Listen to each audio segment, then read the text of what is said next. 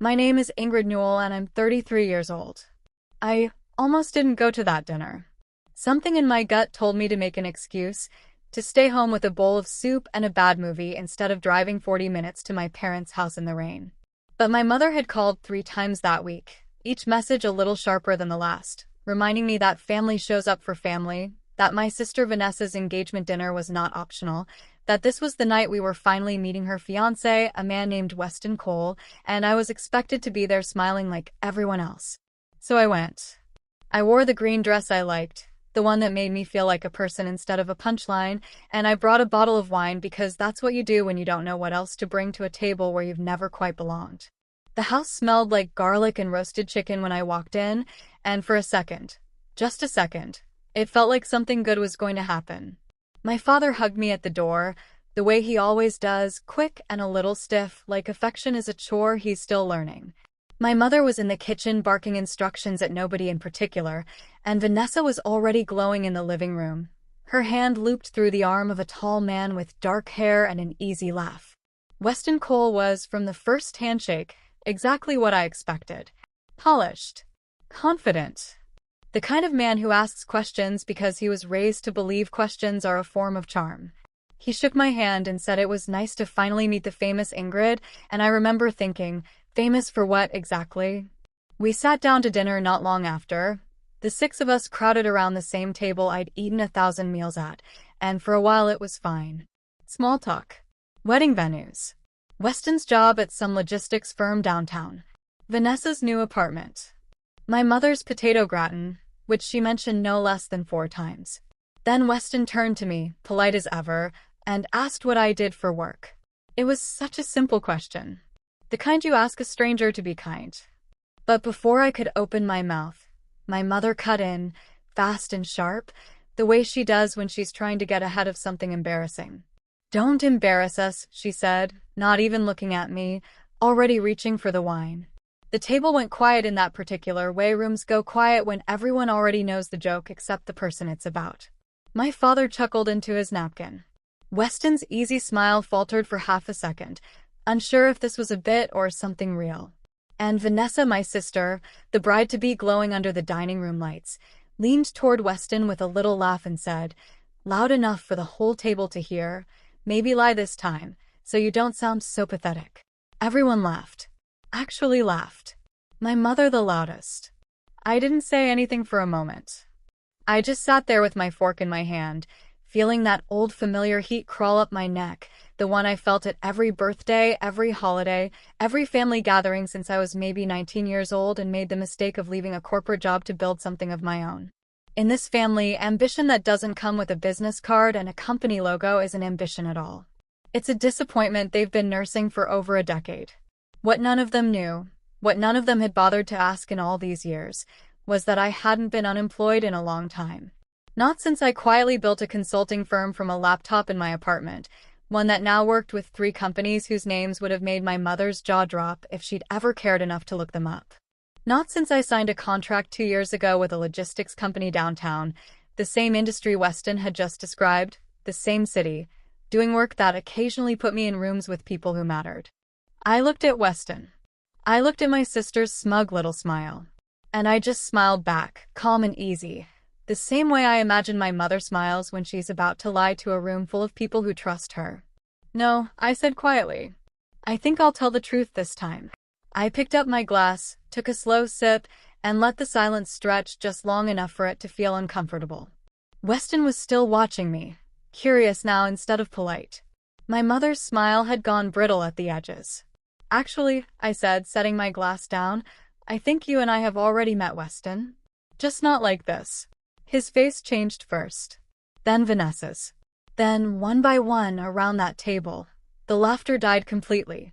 Weston's easy smile was gone entirely now, replaced by something more careful, more searching, like he was trying to place a face he'd only seen before in a different context.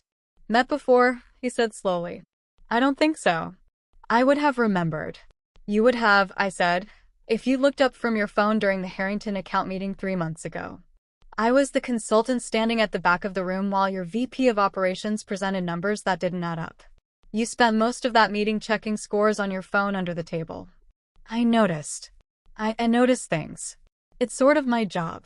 The color started draining from his face in slow motion, like watching a photograph develop in reverse. My mother's fork had frozen halfway to her mouth.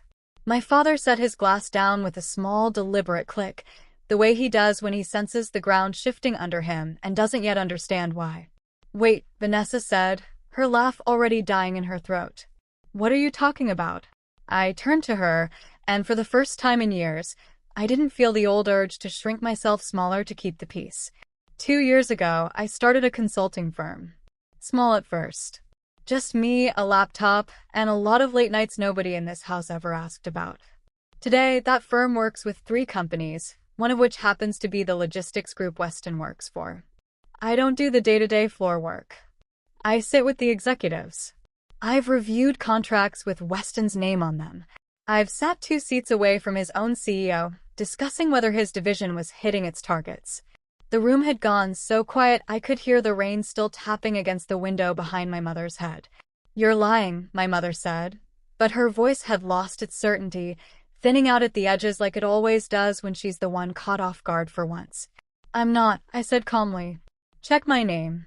Ingrid Newell. It's on the paperwork. It's on the emails your future son-in-law's company sends out every quarter. I'm not hard to find, Mom. You just never looked. Weston set down his own fork very slowly, and when he spoke, his voice had lost all its earlier polish. You're the Newell consultant. The one who flagged the Q2 discrepancies. It wasn't a question anymore.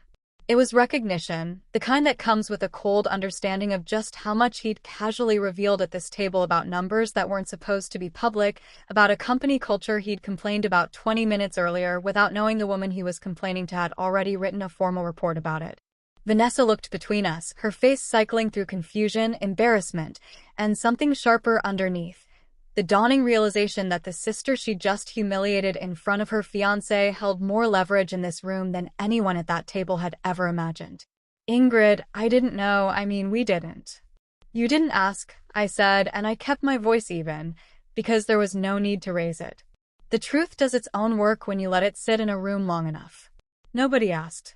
For 10 years, it's been easier for this family to assume the worst about me than to spend 30 seconds finding out the truth. It was easier to call me unemployed, pathetic, an embarrassment. It made the story simpler, didn't it? The sister who couldn't get it together, next to the sister who did everything right. My mother opened her mouth, maybe to apologize, maybe to argue, I'll never know which, because I stood up before she could decide. I'm not angry, I said, and strangely in that moment, I meant it. I'm just done. Done sitting at tables where I have to earn the right to be spoken to like a person. Congratulations on the engagement, Vanessa.